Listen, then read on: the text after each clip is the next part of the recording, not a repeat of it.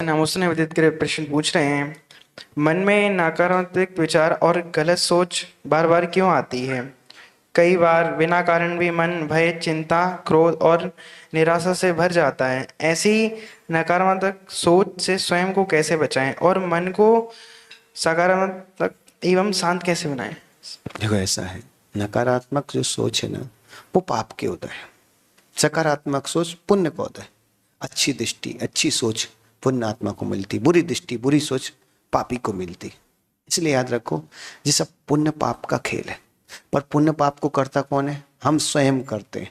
और जब हम स्वयं करते हैं तब क्या ध्यान रखो कि याद रखना कि जितना समय मिले उतने समय तक थोड़ा सा अपने लिए भी समय दो। हम हमेशा बोलते हैं कि धर्म को समय दो, चलेगा, पर अपने लिए भी समय दो। स्वयं के मन की बात को भी सुनो। तुम्हारा मन रात दिन रो रहा है, तुम्हें पता ही नहीं चल रहा।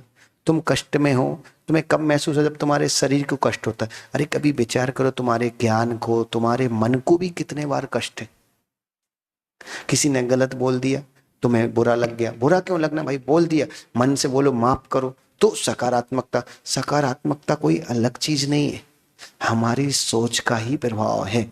व्यक्ति अच्छा सोचना शुरू कर दे तो सकारात्मकता है, और किसी गलत कार्य को देख के बार बार उसी के बारे में सोचना। और हम तो हमेशा बोलते कोई पाप हो जाए तो विश्वास रखना वो कोई इतना बड़ा पाप नहीं हुआ है। संसार में ऐसा कोई भी व्यक्ति नहीं है जो पाप तुमने किया वो पाप उसने पहले कभी भी नहीं किया हो। ऐसे सारे पाप हैं जो पहले भी हो चुके हैं।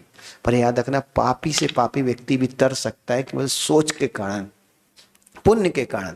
इसलिए जितना अधिक हो सके भगवान के नाम का जाप करो। हम तो हमेशा बोलते हैं एक काउंटर हाथ में रखो, भगवान के नाम का जाप करते रहो। क्योंकि जब भगवान की भक्ति हमारे अंदर भर जाएगी तो नकारात्मकता, गलत विचार अपने आप खाली होना शुरू हो जाएंगे। और तीसरा सबसे इंपॉर्टेंट काम करो कि हर कंडीशन में इस चीज का ध्यान रखो कि हम मनुष्य हैं, हम त्रियंच नहीं है।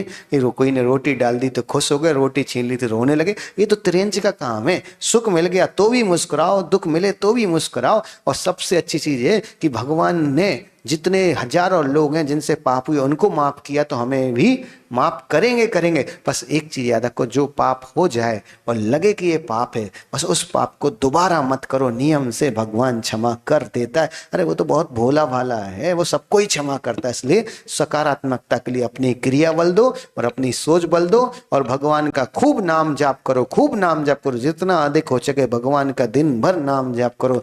और जिस दिन भक्ति अंदर से भर जाएगी उस दिन नकारात्मकता अपने आप भग जाएगी।